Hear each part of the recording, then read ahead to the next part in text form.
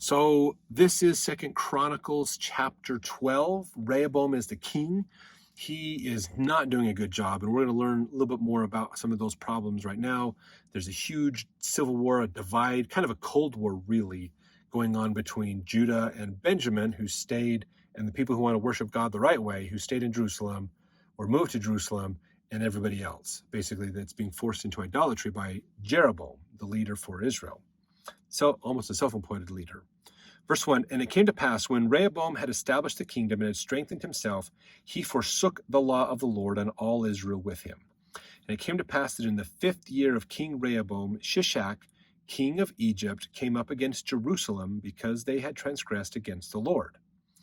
So now we're seeing that Egypt is going to play another part. If you remember with Solomon, Egypt gave a daughter to Solomon, which was like this is the only time in any history book that they found where an Egyptian daughter would be given to a foreign king and live outside of Egypt.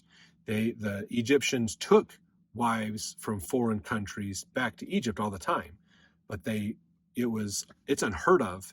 This is probably the only time they've ever seen this where it goes out. So some scholars disagree that happened with Solomon. So we see Shishak is back in with the people again, back in the history line.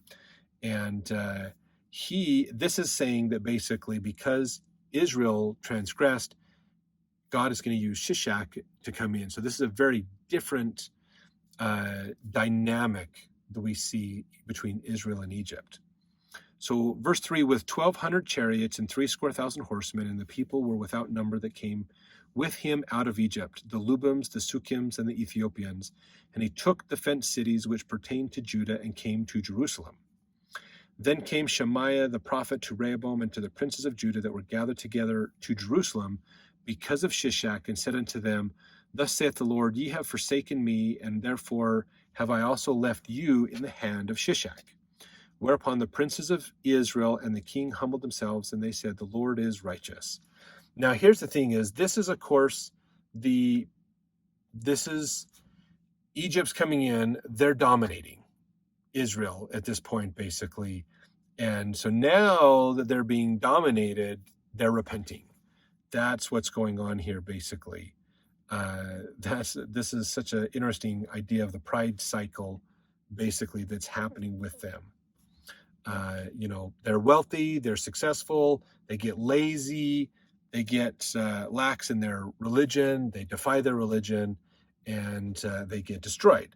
And when they get destroyed, then they get humble and want help, and then that's when they finally get the help that they need. So verse 7, when the Lord saw that they humbled themselves, the word of the Lord came to Shemaiah, saying, They have humbled themselves, therefore I will not destroy them, but I will grant them some deliverance, and my wrath shall not be poured out upon Jerusalem by the hand of Shishak. Nevertheless, they shall be his servants, that they may know my service and the service of the kingdoms of the countries. So Shishak, king of Egypt, came up against Jerusalem and took away the treasures of the house of the Lord and the treasures of the king's house. He took all. He carried away also the shields of gold which Solomon had made, instead of which King Rehoboam made shields of brass and committed them to the hands of the chief of the guard that kept the entrance of the king's house. And when the king entered into the house of the Lord, the guard came and fetched them and brought them again into the guard chamber. And when he humbled himself, the wrath of the Lord turned from him, so that he would not destroy him altogether. And also in Judah things went well. So now they humbled themselves. God, we're about to be destroyed. We need your help. Please help us. Okay, they've humbled themselves. They've repented. They're contrite. They're willing to come back. That's good.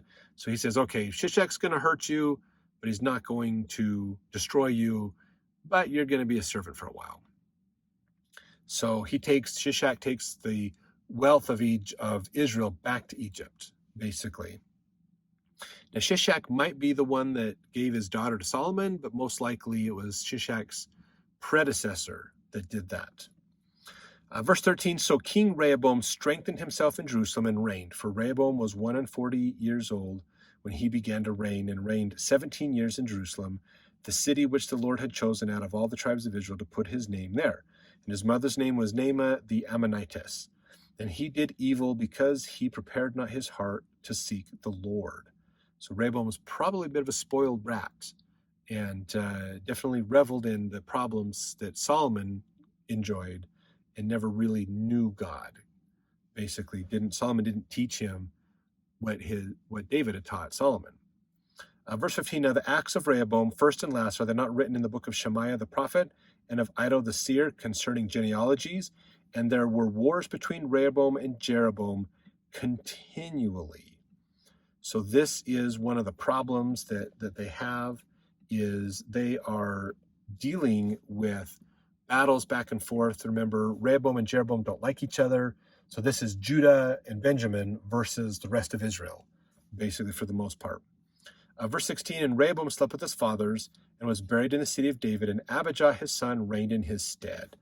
So unfortunately, we're going to go through a huge period where this is in a way a decline for Israel. This is that first temple period, and it's they're just not going to get much righteousness out of it. That problem. So let's jump forward into the next chapter as we continue with now the rule of Ahijah.